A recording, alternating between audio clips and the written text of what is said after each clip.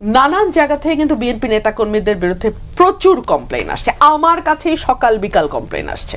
BNP নেতাকর্মীদেরকে মাঠ পর্যায়ে কন্ট্রোল করা যাচ্ছে না। চাঁদাবাজির সঙ্গে যুক্ত, জমি দখলের সঙ্গে যুক্ত, টেন্ডারবাজির সঙ্গে যুক্ত।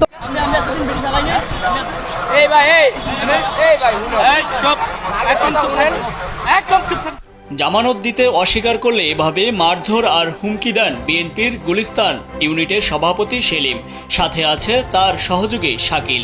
চাঁদা না দিলে দোকান উঠিয়ে দেওয়ার অভিযোগ রয়েছে বিএনপির এই ধরনের পাতি নেতাকর্মীদের বিরুদ্ধে। মারছে সেলিম শাকিল দোনোজনে মারছে, আমারে অনেক মারছে, ক্লাবের ভিতরে 5-6 জনে মিল্লা মারছে। তাদের লগে যারা সঙ্গী ভঙ্গী ছিল সবাই মিল্লা মারে মারছে। আমার এই যে দেখেন চোখটা দেখেন, আজকে 1 মাস ধরে আমার পাশে যারা দোকানদার আছে তাদের কাছে জিজ্ঞেস করেন, নেতা শাকিল আর হইলে সেলিম ভাই গুলিস্তান ইউনিট আপনার মূল দলের শাহবাগ থানা টিটুবাই, তারা টিটুবাই লাগে রাজনীতি করে, টিটুবাই সংগঠন। সেলফিন অ্যাপে দেশ বিদেশের যে কোনো জায়গা থেকে অ্যাকাউন্ট খুলতে পারবেন কোনো ঝামেলা ছাড়াই। সেলফিন, আগামীর ব্যাংকিং। রাজধানীর গুলিস্তানের চারপাশের সড়ক আর অলিগলির ফুটপাতে অন্তত 2500 থেকে 3000 দোকান বসে প্রতিদিন। আওয়ামী লীগ পতনের পর এসব ব্যবসায়ীরা মাসখানেক ছিলেন চাঁদামুক্ত, কিন্তু এখন গুলিস্তানে নতুন করে ফুটপাতের জায়গা বরাদ্দ দিতে শুরু করছে বিএনপির প্রভাবশালীরা। এক একটি চৌকি বসাতে দোকানিকে জামানত দিতে হচ্ছে 50,000 থেকে 1,50,000 টাকা পর্যন্ত। তারা আমার এখানে দোকান করতে দিয়া আমার 50,000 টাকা চাইছে এবং আমার দ্বারা মাসে 9,000 টাকা ভাড়া চাইছে। আমি মাসে 9,000 টাকা ভাড়া আমি দিতে পারি নাই।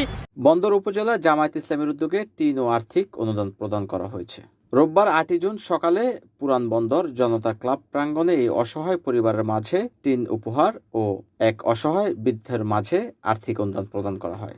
উপহার প্রদানকালে প্রধান অতিথি হিসেবে উপস্থিত ছিলেন নারায়ণগঞ্জ সদর বন্দর 5 আসনের সংসদ সদস্য প্রার্থী বাংলাদেশ জামায়াত ইসলামীর কেন্দ্রীয় কর্মপরিষদের সদস্য মাওলানা মঈনুদ্দিন আহমেদ। এ সময় তিনি বলেন, জামায়াত ইসলামী 4 দফা নিয়ে কাজ করেন, তার মধ্যে একটি হলো সামাজিক উন্নয়ন।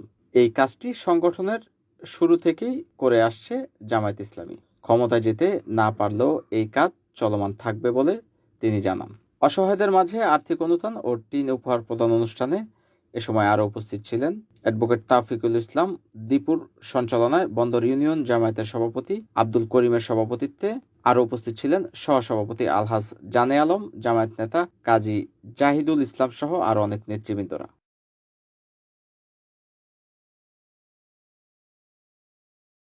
NN TV, Narayanganj. আমার ছেলের হত্যার বিচার চাই। আমি মা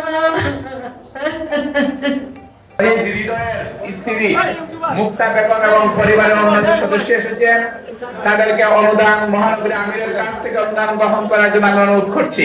এই খুনি শেখ হাসিনার বিচার চাই, আপনারা সবাই সহযোগিতা করবেন। আমি শহীদ রিয়াজুল ইসলামের স্ত্রী, সে আমার সব একমাত্র ভরসা ছিল, কিন্তু 4 তারিখ বিকালে সে গুলিবিদ্ধ অবস্থায় মারা গেছে, শহীদ হয়েছে।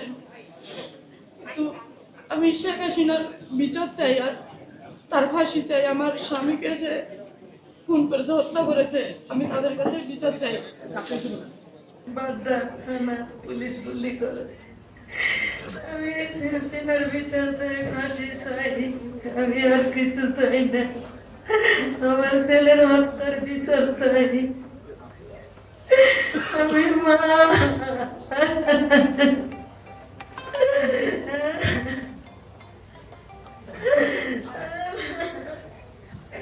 পুলিশের গুলিতে নিহত হয়, তাই কামনা করছি।